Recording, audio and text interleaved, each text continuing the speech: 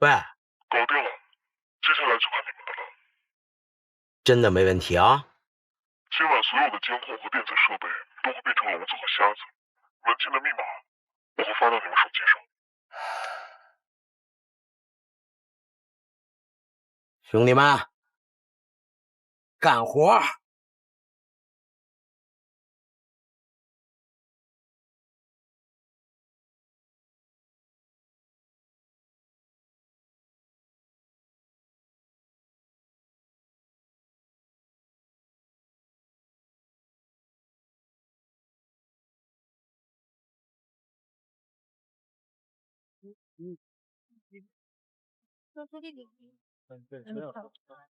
快点啊！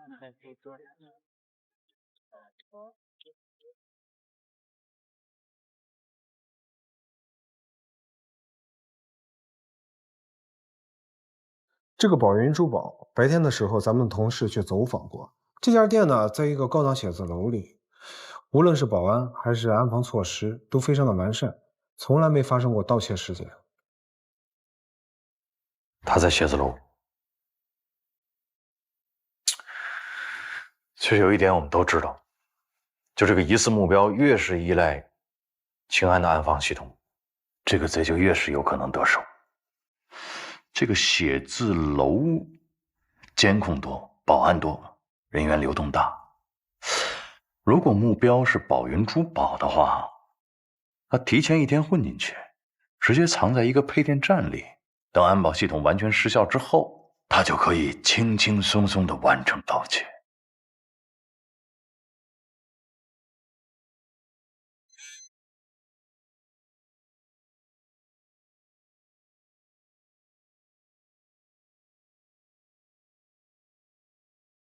等他得手之后，再原路返回，躲回到配电箱里。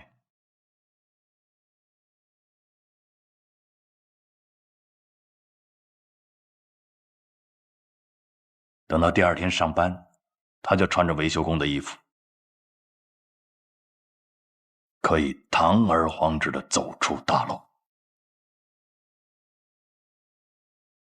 不对，这个宝云珠宝和之前的德普资本很像，它在高档写字楼里，所以它不是一个门市店，主要经营的是宝石的进出口交易。平时公司里根本不会放一些贵重物品，展示的也都是样品，不值钱。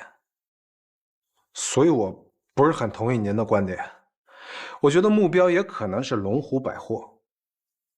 这家店每天的流水额光现金就有100多万。每天营业结束之后，会计会清算当天的款项，会把所有的钱放到3楼财务室的保险柜里。第二天一早，这个银行会派押运车把这些款项都给运走。如果遇到周末，运款的时间会变成周一，也就是说周一运送的款项是周五、周六、周日3天的总和，至少有400多万。今天刚好是周末，所以我认为龙湖百货更可能成为被偷盗的目标。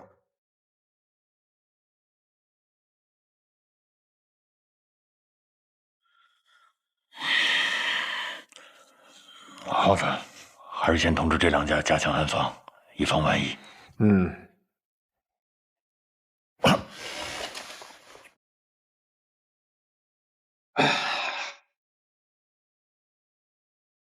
喂，刘队，我上网查过了。好，不知道对不对？有很多家公司都有被盗的风险，但是从地理位置、盗窃的价值，还有逃跑难度来说，符合条件的其实只有2家，就是龙湖百货，还有宝云珠宝。好。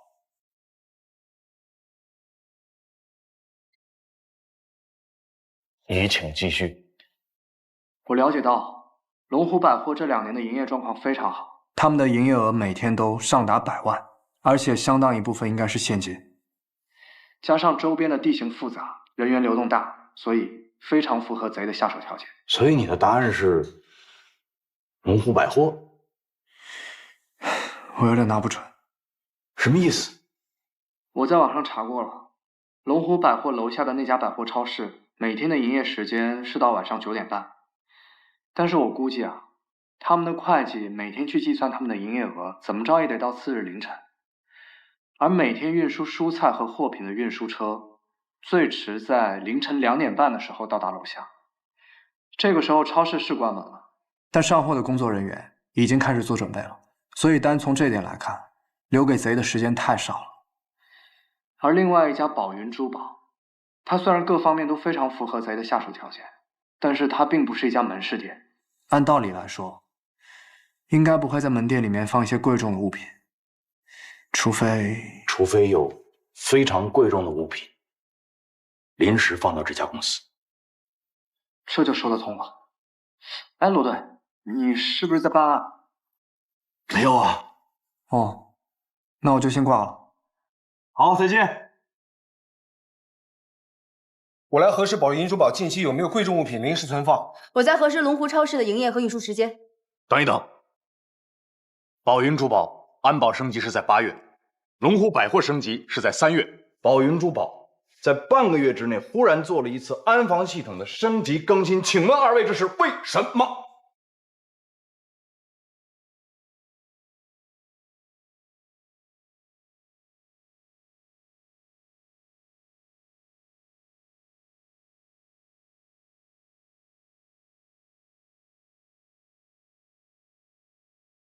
验证成功。走，进。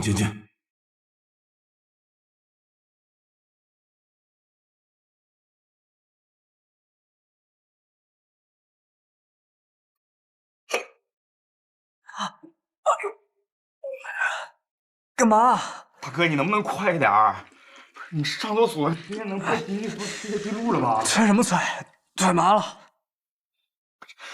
大哥，真等不及了。来了。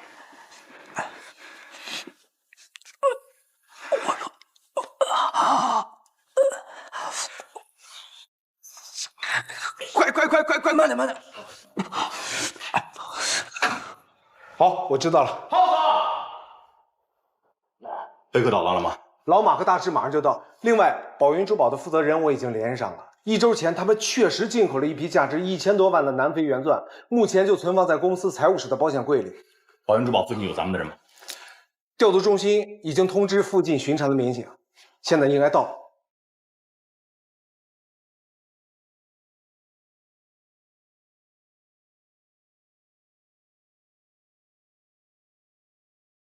怎么了，警官？有什么事吗？你们大厦今晚有没有什么异常情况？好，今天我们队里人手不够，除了值班的人之外，都叫上往那边走，带上武器。明白。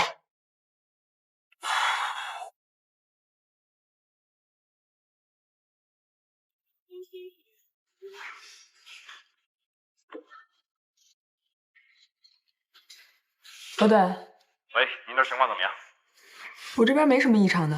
好，那就不用盯了。这样，我们这边缺人，你们过来。我给你发地址。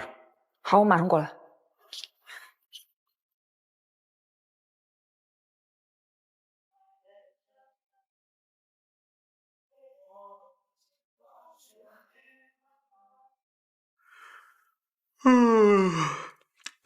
痛快了。胖子，你赶紧回去睡吧。不用，我明天还要陪你出院呢。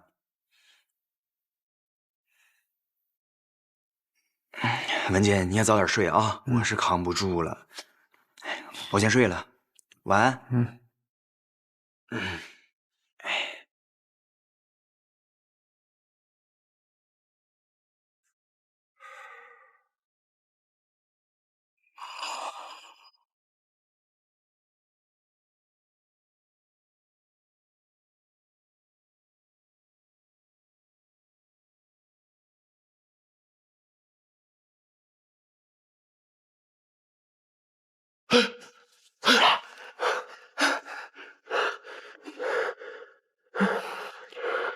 那个人把监控都给咱掐了，你怕什么呀？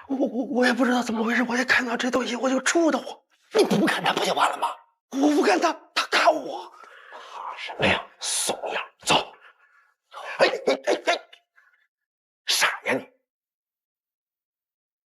样品假的。走。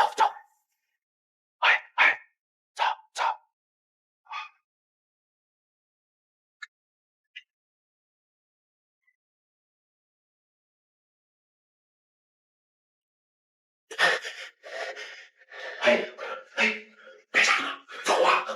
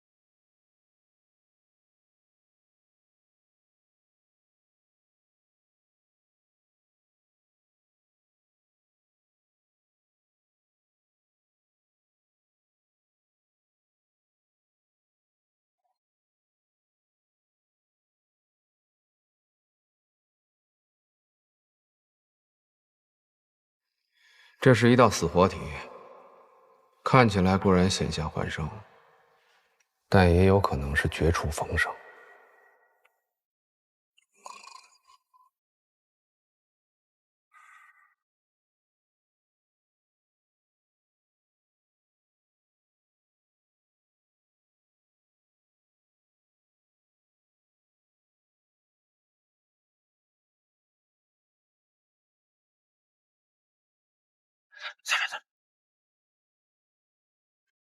有人！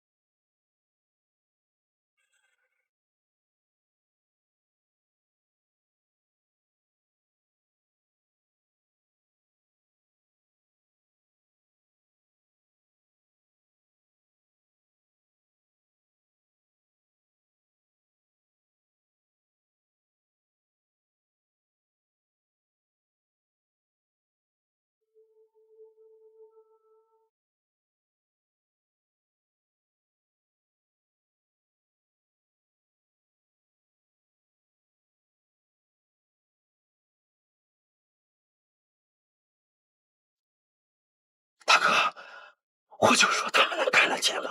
给我闭嘴！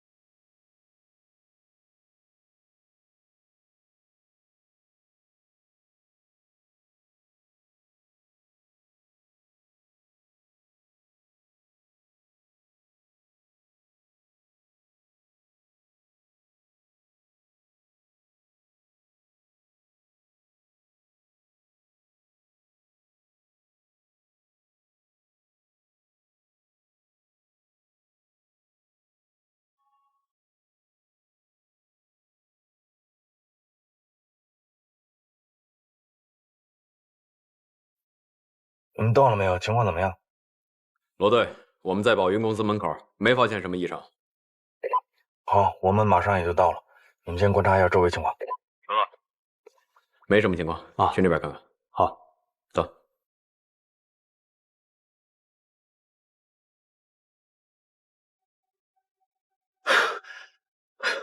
吓死我！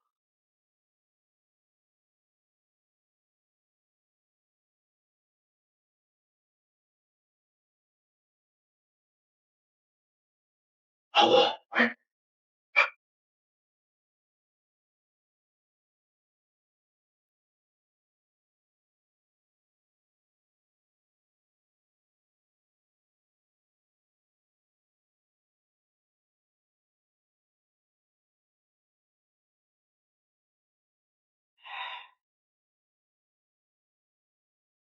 老三。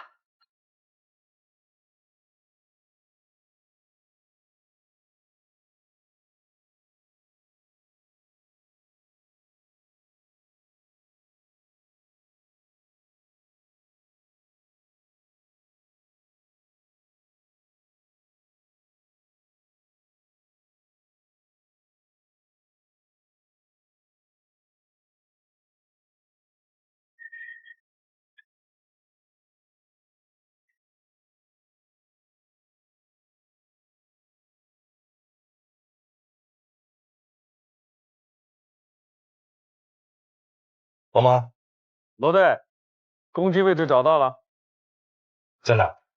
在莲花路的福康家园内。这小子真够狡猾的，居然嵌套了那么多的加密通道。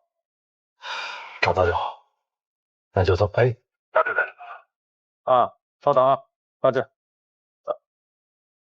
嗨，罗队，大队听好，这一段时间一直被这帮贼牵着鼻子走，从现在开始被动变主动，必须把他们抓住。明白。马哥，你把定位发给我。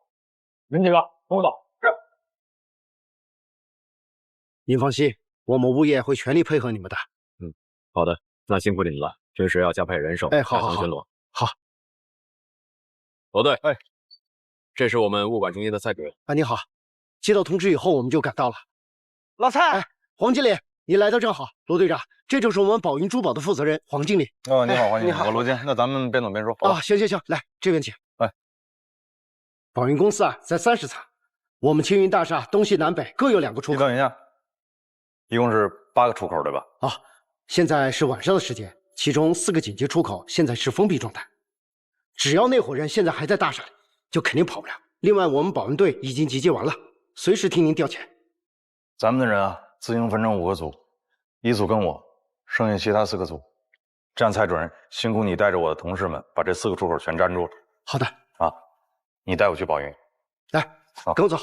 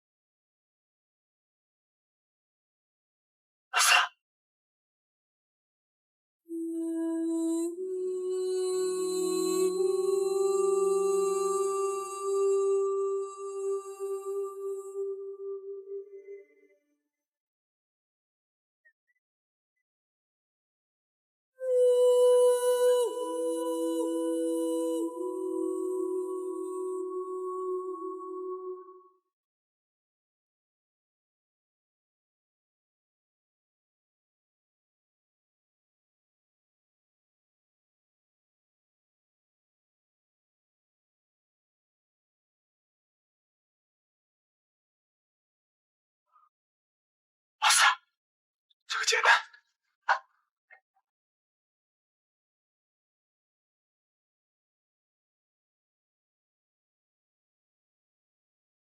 陆队长，我刚仔细想了一下，我觉得好像不太可能吧？什么意思？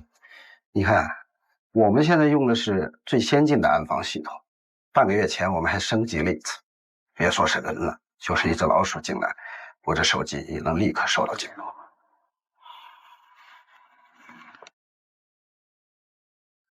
大哥，开了，快！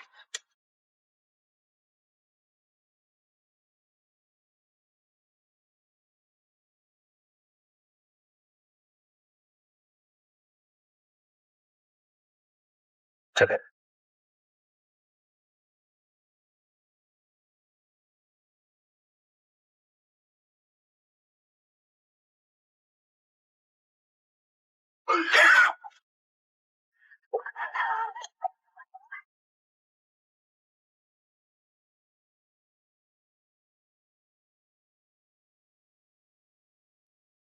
嘿，我就说嘛，没什么异常，肯定是搞错了。您看我们这探头，360度无死。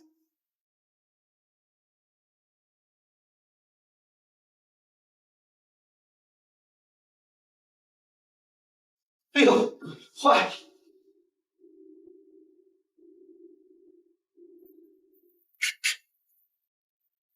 我们先进。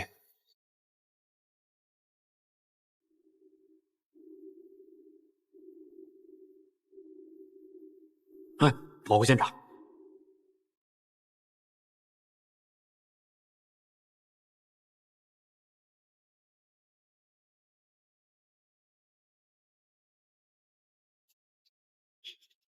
我的钻石，几千万呢！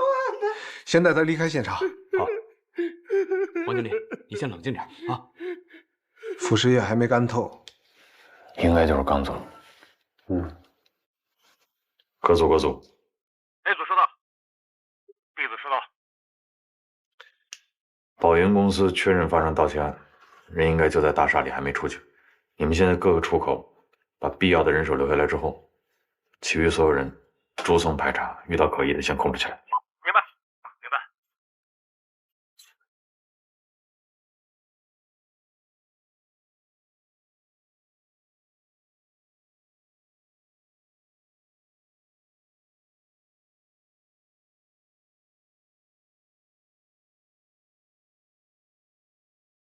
大厦里能藏人的地方太多，光是排查每一层的楼梯间就得派一队人，还有储藏室、卫生间这些地方，所以我叫了增援。等增援到了，咱们就行动。那就来不及喽。明白。大厦的监控系统跟庆安没有关系，我派了人正在查监控，只要是贼还在这座楼里，就一定能找得出来。另外，我还派了一组人在1楼大厅里，随时机动。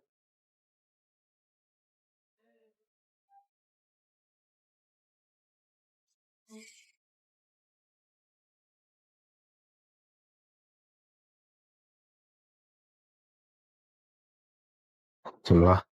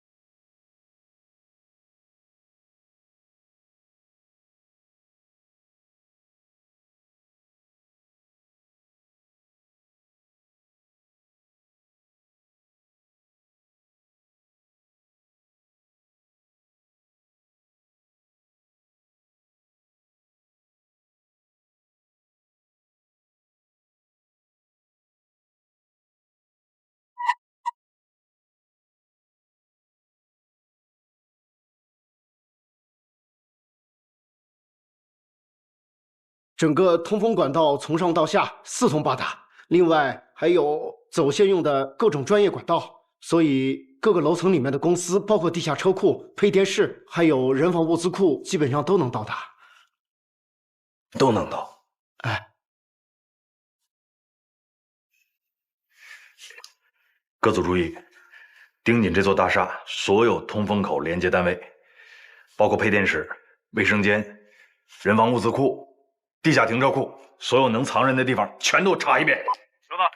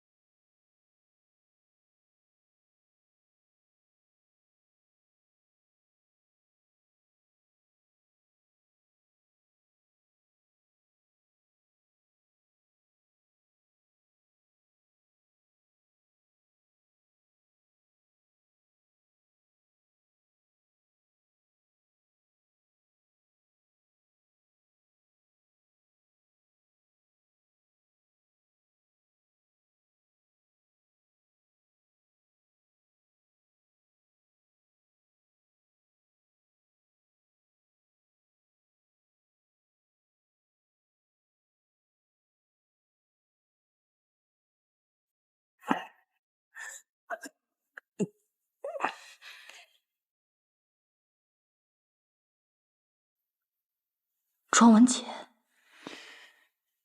你就是丁胜火派来的。这不是你的东西，给我。可以，但你得先告诉我真相。什么真相？丁生火跟我说，有人会来找我，告诉我12年前的真相。庄耀柏是死是活？你爸是死是活？丁生火这么跟你说的？有些事儿，你还是不要知道的好。你想反悔？这是你和丁生火的约定，与我无关。给我。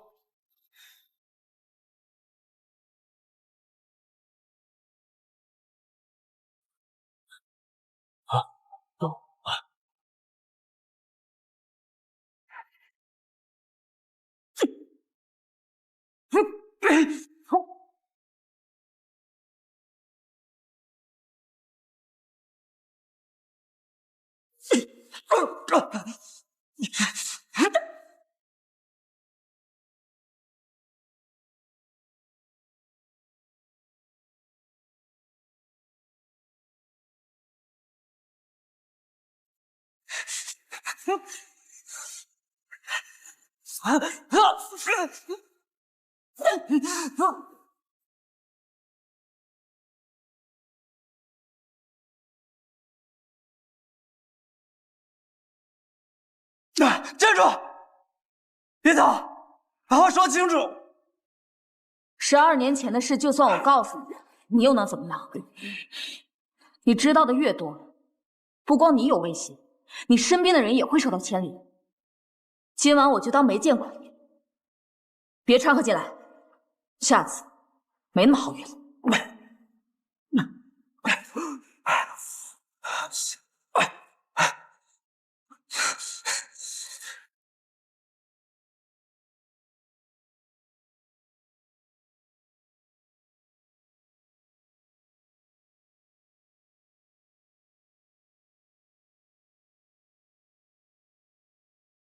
警察，别动！我去！警察，站住！站住！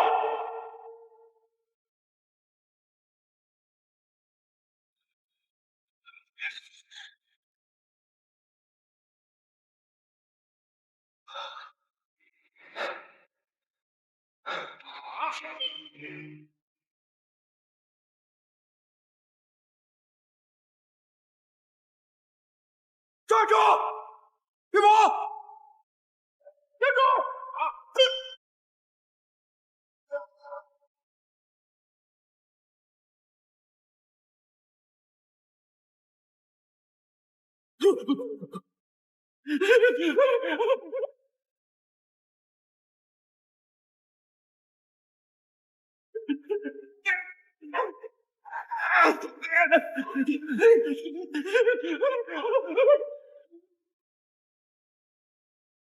哎，动动啊，咱别停啊！哎，走着啊，下坡慢点，别磕着啊！走走走走走！别停！我跑上去！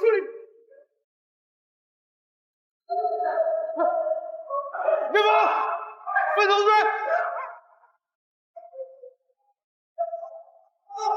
你来追他！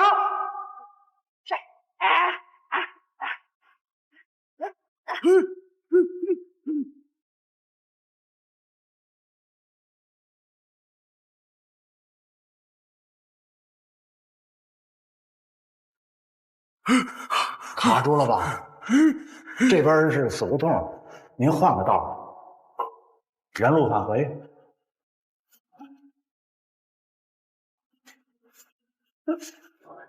要不然您就往后倒了，您从哪个口出来，我都接着你，行吗？动动啊！老大，我出去啊！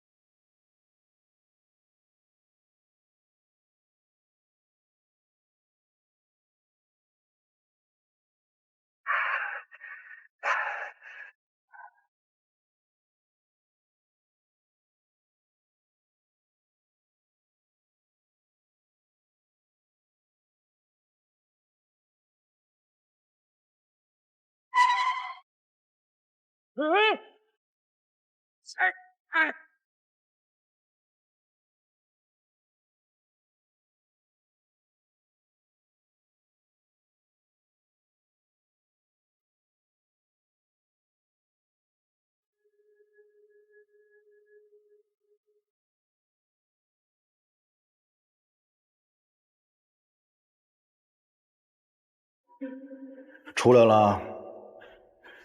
哎，你有充电宝吗？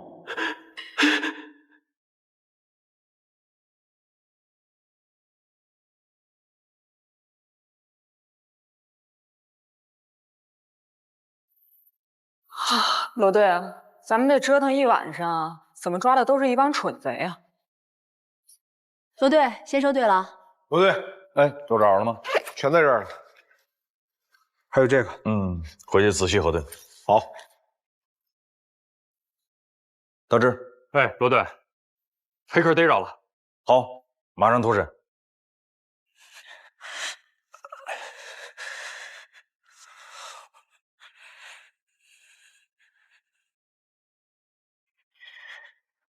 来了，小宝来了。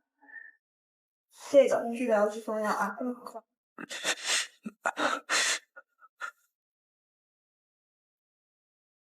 哎，妈妈，我昨天给你的摩斯密码，你破解的怎么样了？我也着急呀。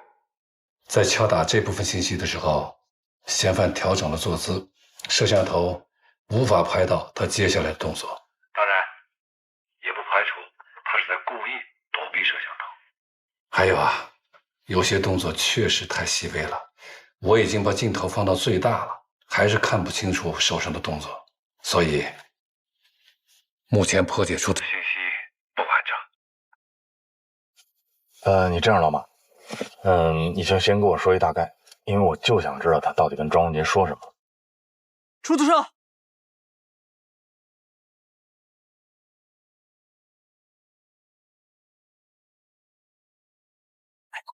走。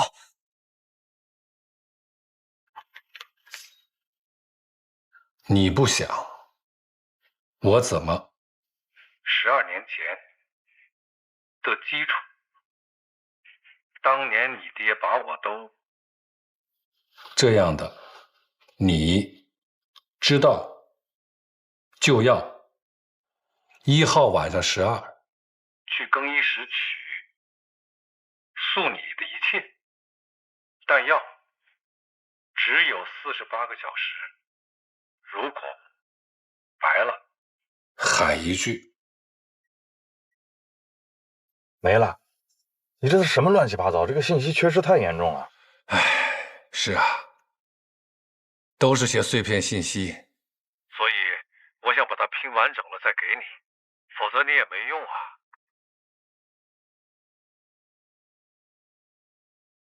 哎，罗队，哎，我在。这样，老马，你把现在所有已知的翻译出来这些信息，你发我手机上，好吧？好，辛苦。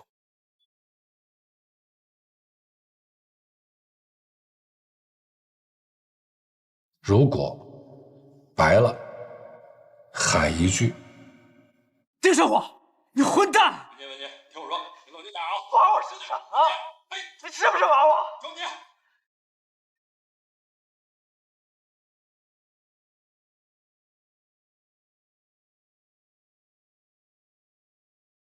1号晚上12点，这都过了。耗子，去趟医院，找那小子去。对，反正也顺路看一眼。双，通知队里弟兄先审着，我们待会儿再回去。好嘞。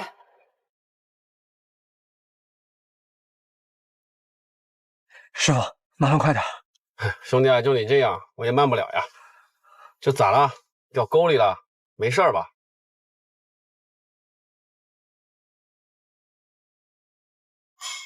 那个，你去接一下电话。我这配着药呢，你去接一下吧。好。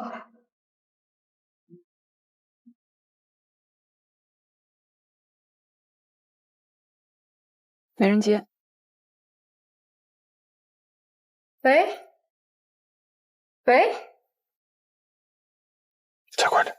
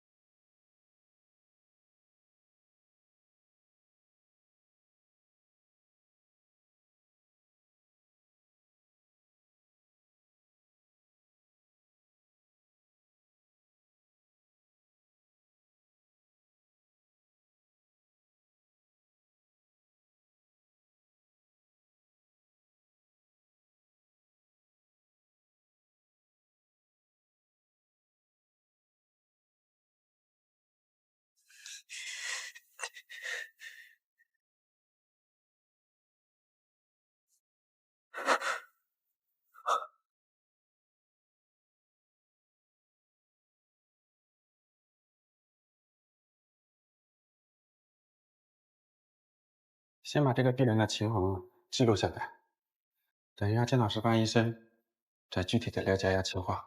我先上了7楼。好的，曲医生。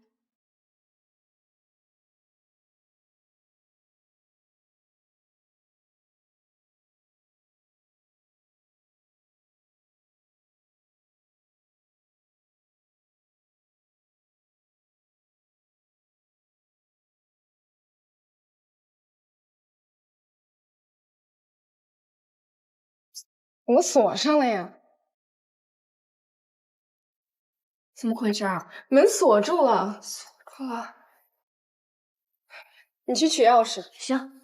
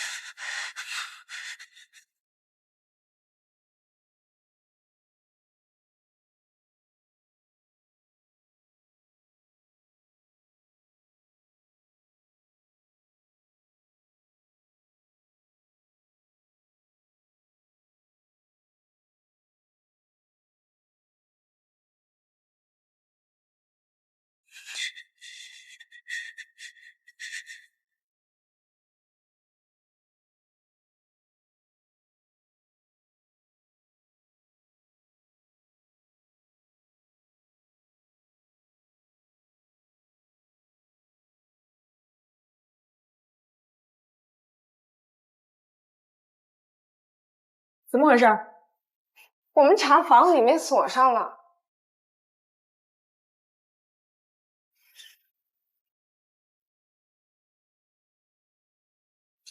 怎么会上？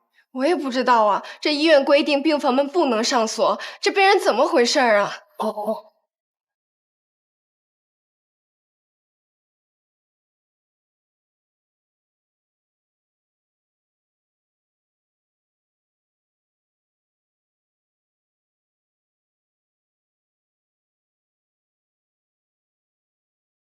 庄文杰呢？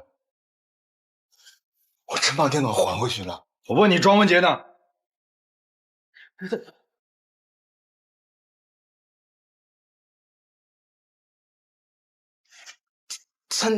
那会儿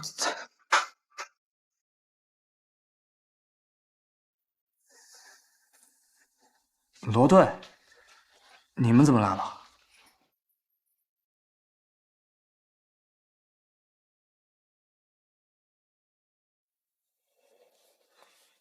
我们刚才敲门敲那么大声，你没听见？我刚才洗澡呢，可能没听见。病房门不能锁，这是医院规定，你不知道吗？不好意思啊，我下次不锁了。行行，你赶紧过来吧，我给你测血压了。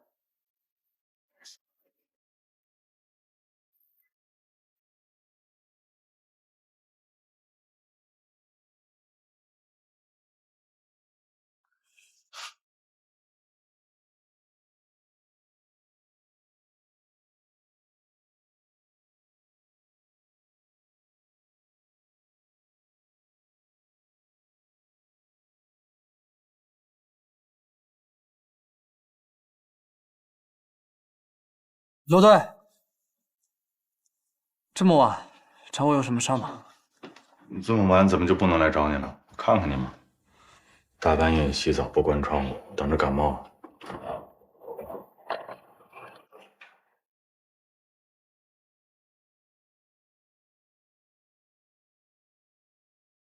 哎，你今晚干嘛了？是做运动了吗？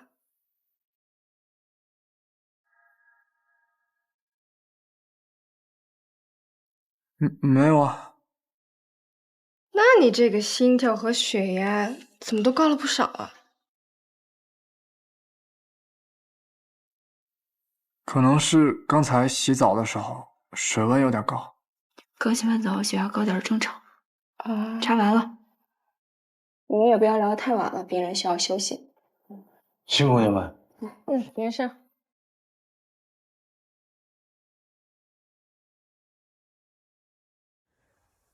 还有什么事吗？我给你出那题。啊，你批改完了？满分，超赞。那就好。我们看着你都好，那就好。行，有时间再过来看啊。嚯，你这手机碎的？哦，刚才洗澡的时候不小心掉地上了。洗澡你带什么手机呀？啊，走了。确定电脑还回去了啊？还回去了。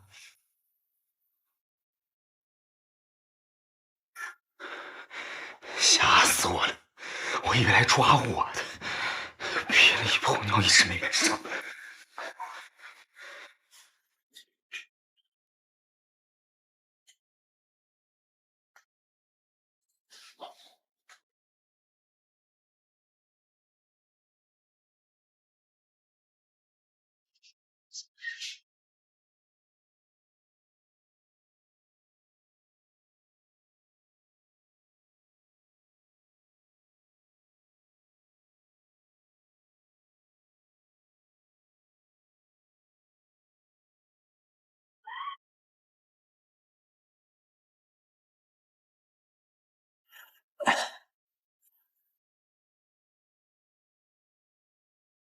怎么回事？我们查房里面锁上了。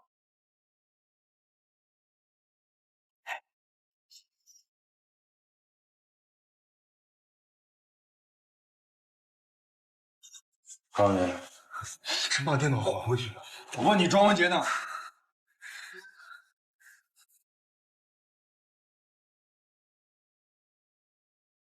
罗顿。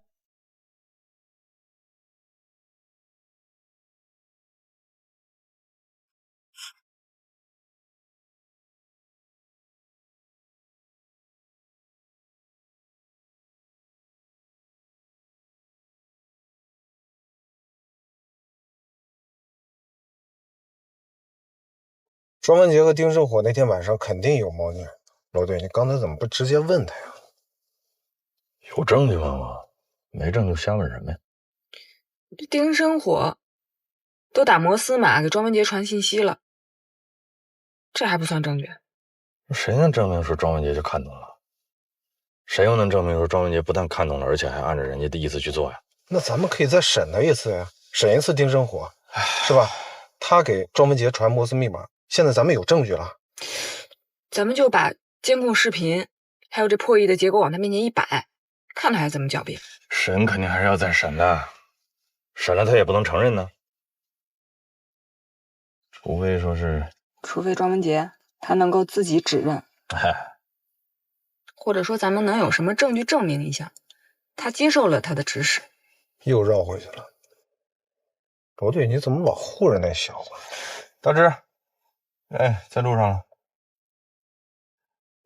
你让弟兄们先把他们提到审讯室吧。啊，分开啊，分开，一定分开啊。我马上到啊。先别想庄文杰的事了，大志那边准备好了，就等咱们。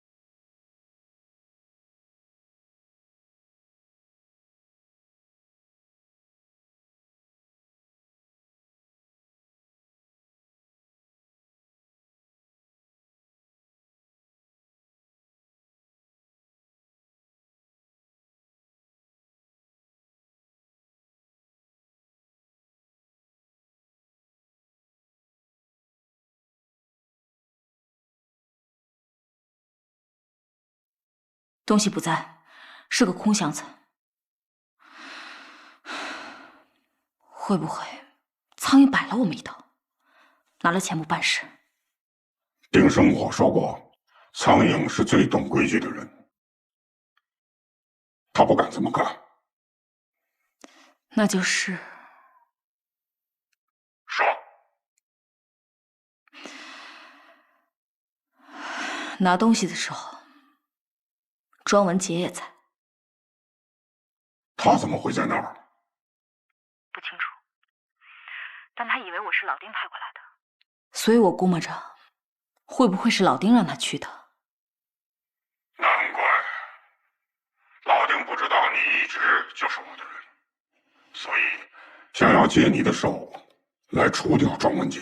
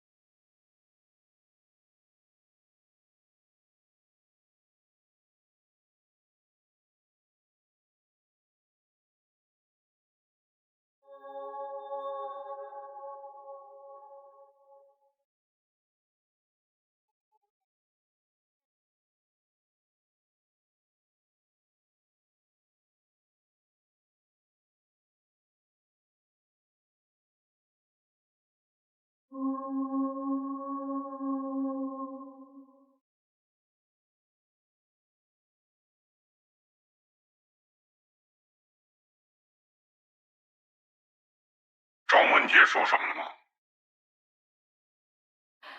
没说什么。真的吗？可别瞒我。真的，我根本不知道他会出现在那儿。要是早把今晚的交易地点跟苍蝇改了，不就没这些问题了吗？苍蝇只跟丁生火单线联系，张文和红魔只有苍蝇能做。地点也是他俩早定下来的。那老丁要是全招了，会不会破坏您的整个计划？放心，他不敢。他当年，即便全招了也没关系，他知道的也只有这么一小部分。要不，我再想办法把东西从庄文杰手上拿回来。不用，先把东西留给他吧，用备用方案。很为难吗？我知道风险很大，但是时间紧迫。不，就按您说的办。只是我希望您不要忘记我们之间的约定。放心吧，我会信守承诺的。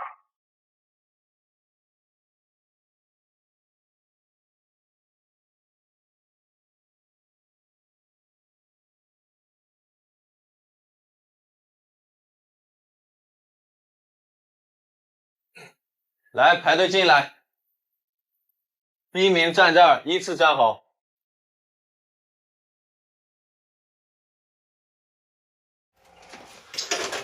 站好，把头抬起来。好好看看吧，有没有胁迫你的人？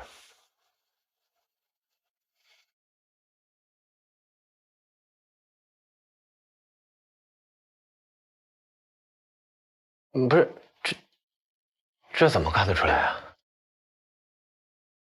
摘下面具。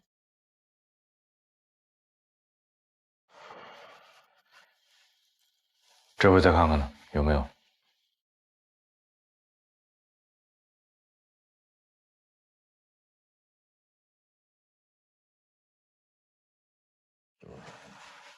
不认识了，没见过。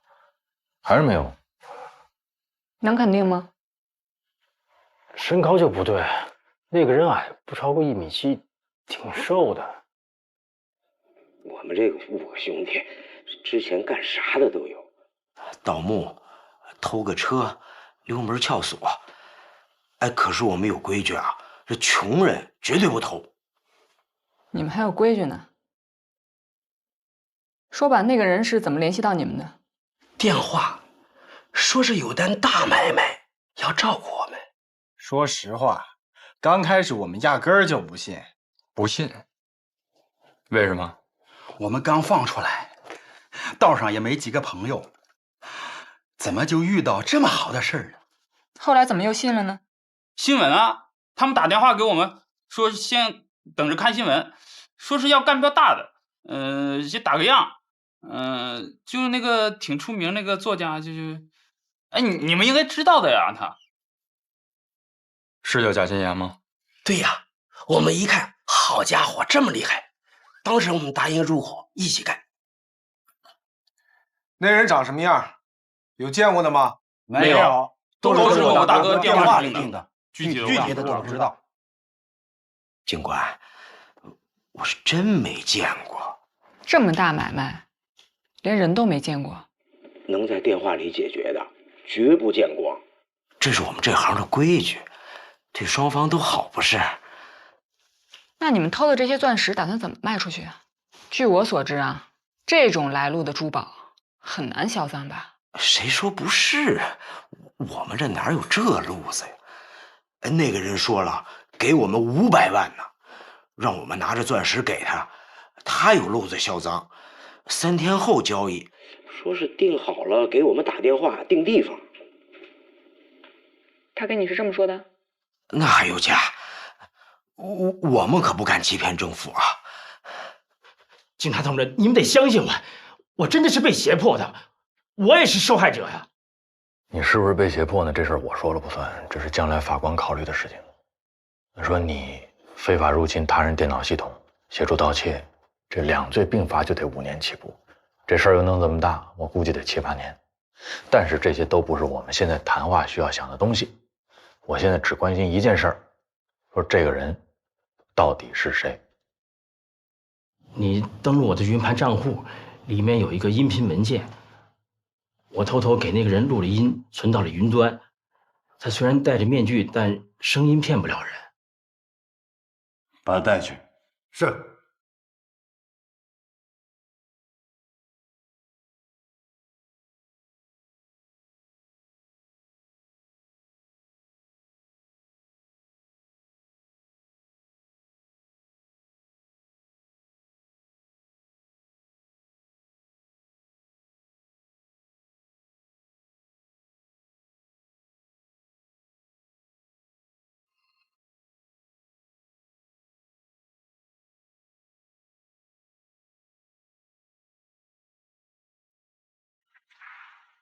怎么样了？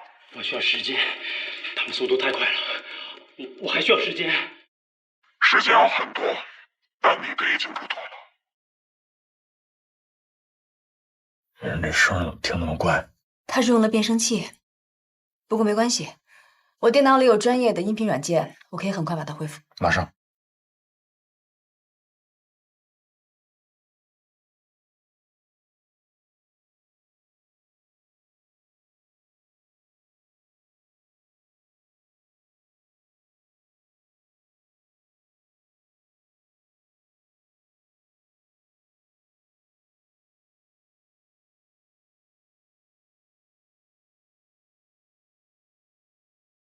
怎么样了？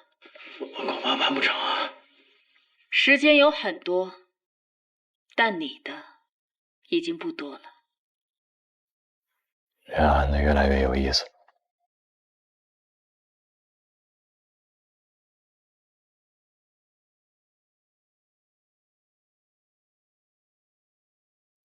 贾金岩保险柜失窃案、宝云珠宝盗窃案、庆安安防系统被入侵案，这3个案子，现在经过我们查证，所有的证据都指向很有可能是一拨人或者是一个人在幕后主使，并且胁迫他人犯罪。所以现在我们决定这3个案子并了。这个幕后主谋真够狡猾的，3个案子环环相扣，最后目标是钻石。他不是说这个3天之后交易吗？咱紧盯着这条线，顺着线索就能把他揪出来。你真觉得他是目标只是钻石吗？如果是这样的话，他得手之后为什么不马上交易或者藏起来？夜长梦多呀，不怕黑吃黑被人吞了。而且我们看啊，他逼着这2位必须在规定的时间内完成动作，那说明他很着急啊。那一旦得手的话，怎么又不着急了呢？不是很奇怪吗？那如果说这个最后目标它不是钻石，那还能是什么？我觉得呀，他提供了一个线索。他说他曾经单独操作了一段电脑，为什么？如果说只是想删除这个入侵痕迹的话，直接让他干就完了。为什么非得是他？这是幕后老大呀，而且还背着他干这事儿。他干了什么？我觉得这事儿是有意思的。所以罗队，您的意思是，可能这个女贼在庆安的系统中还动过其他手脚？你这个解释很有可能是最合理的，但是他在什么地方动，以及动了什么东西？那这样，罗队，我再带几名技术人员去一趟庆安集团，争取在最短的时间内找到所有系统中被篡改过的痕迹。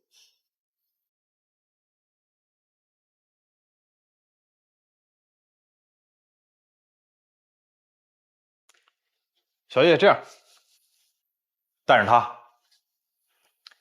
你们去只是从防御筛查的角度来做。这位是攻击过庆安安防系统的人，他能最快的、最有效的找到入侵路径。明白，罗队。好吧，没问题。来，稍等。怎么了？罗队，庄文杰要出院了，他现在跟孙志坚正收拾东西呢。医生怎么说？我问了，同意了。现在正给他办手续呢。行，那出来吧。哦，那您之前交代我的，让我多照顾他，我还继续吗？先不用，你回来吧，这边缺人手。好，明白。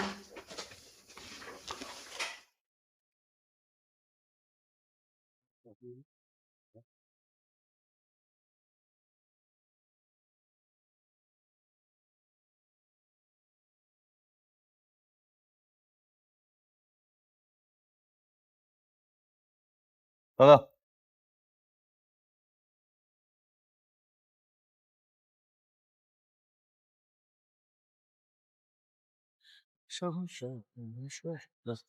现在你也出院了，回去赶紧把功课补上。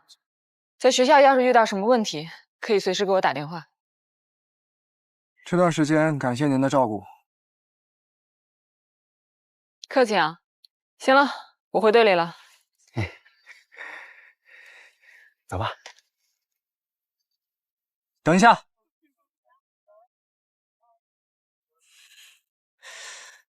您看我们这拿着行李，这也不好打车，能不能送我就叫车嘛，咱网上约辆不就得了，不用麻烦警察姐姐。从这儿到学校打车费很贵的。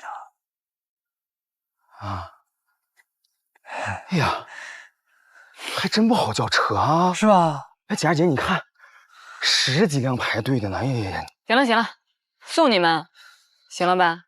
谢谢，谢谢警察姐姐，谢谢。生物师。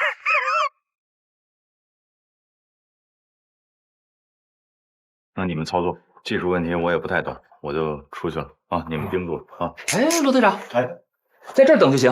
哎呦，添麻烦了啊！哎，不麻烦，来，请。好。喝点什么？茶就行。好嘞。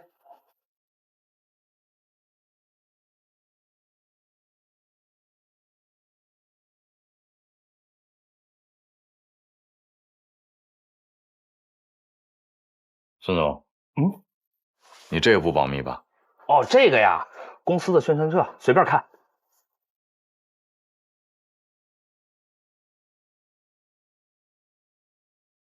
哎，包不放后面？没关系，我自己拿着就行。走吧。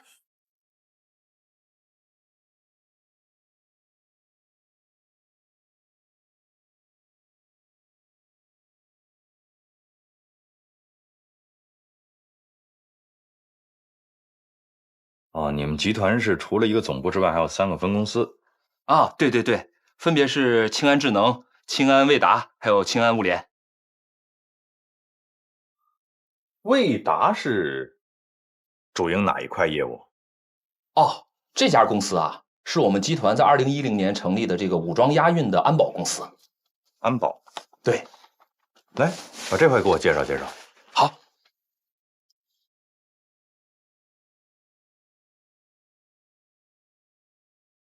想什么呢？这么入神啊？哦，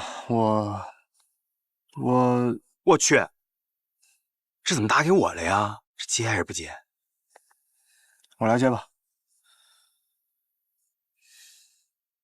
喂，胖头孙，你个死胖子！文杰出院，你怎么没跟我说一声啊？是我。哦，文杰啊，我现在在医院呢，你怎么出院没跟我说一声呀？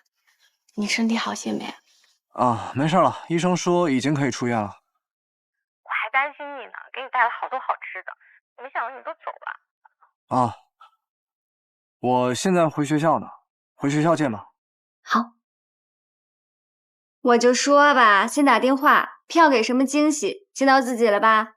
你懂什么啊？万一他回学校给我惊喜呢？是，他做什么都为你着想，都疼你，行了吧？去哪儿啊？回学校等他去。重色轻友。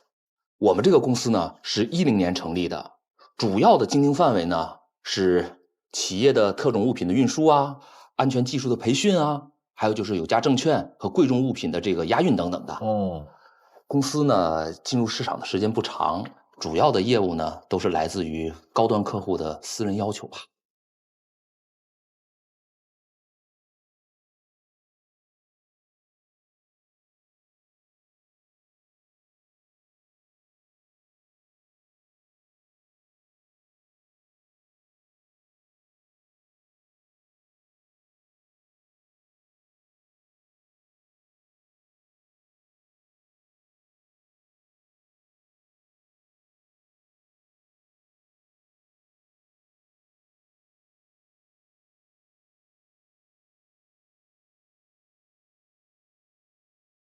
你好，我是苏子怡，是咱们清安卫达集团保安部的，也是此次押运任务的监理员。这是我的证件。这次怎么换人了呢？是押运物品的级别不同，总部派出的监理员级别也会不一样。您稍等一下，我要对你的身份进行核实。可以啊，庄文杰，你还挺讨女生喜欢的啊。你们罗队长给我出了一道题，但是有些地方我一直不太明白。我跟你说，你这个话题转的有点太生硬了。行吧，说说，给你出什么题了？那家宝云珠宝是不是出事儿了？看来我的答案没有错。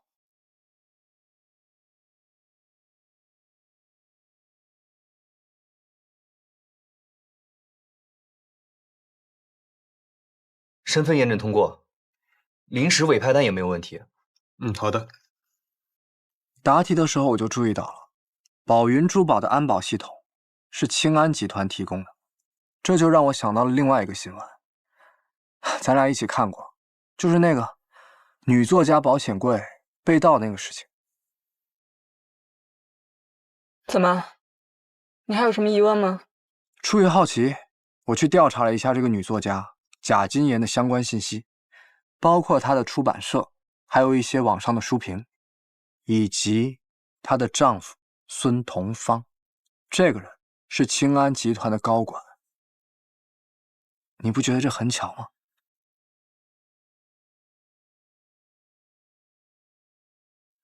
我没别的意思啊，我呢就是跟您分享一下我的思考，如果您不喜欢的话，我立马闭嘴。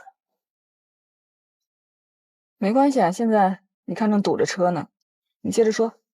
我们的每一位押运员都经过非常全面和严苛的技术培训，同时我们为他们配备了一流的设备，比如说97杠1式的警用防爆枪、钢盔，还有防弹服之类的。在这一切的这些设备之中，最值得一提的就是我们的新型武装押运车。我们为这辆车的四周还有驾驶室提供了1寸厚的防弹钢板，同时依托公司的高科技，我们为车门加装了重磅磁力锁具。如果想打开这个车门的话，首先你得拿到专用的磁卡，同时需要有随车的监理员的指纹一起上传到云端，最终在这里我们的远程监控中心发放指令，才能完成这一项操作。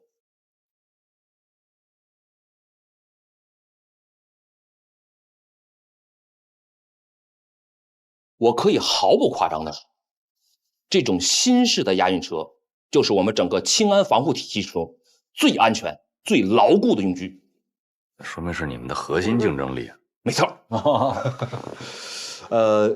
罗队长，我这么说的话，您看您还有什么其他的疑问吗？哎，你们今天有没有什么押运任务？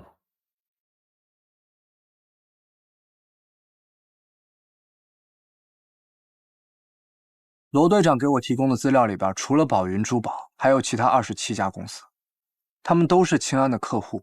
但是很奇怪，为什么偏偏就没有清安集团的业务资料呢？如果这道题的题干有缺失，那么我解出的答案就可能不是最后的正确答案。你是说这贼的真正目的可能也不是珠宝公司？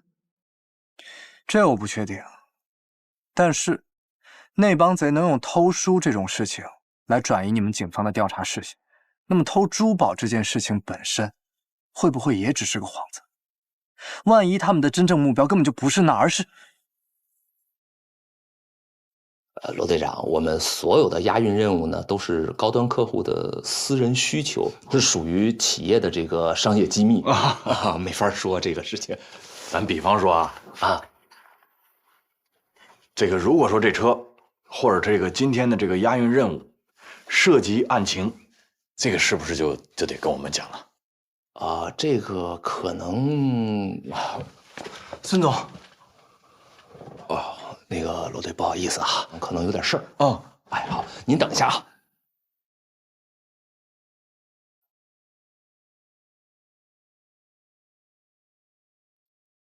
不是，什么事儿这么急啊？刚才温先生来电话了，也不知道从哪听说我们系统被入侵的事儿，问我们任务能否如期完成。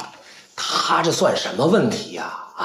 对，你转告温先生啊，我们的系统已经升级完成了，黑客也被抓住了，怎么就不能如期完成任务啊？他这么想就是杞人忧天。好，我去跟他说。不，那个最后一句别说啊。明白。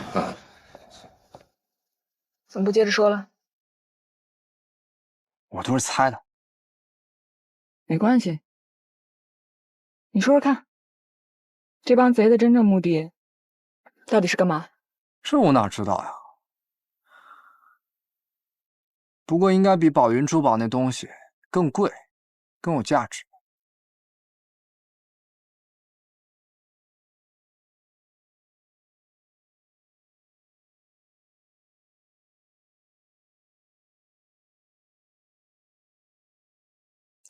万一呀，我是说万一他们还有电影里边那种扫描视网膜什么的那种高科技设备，你们不得注意啊？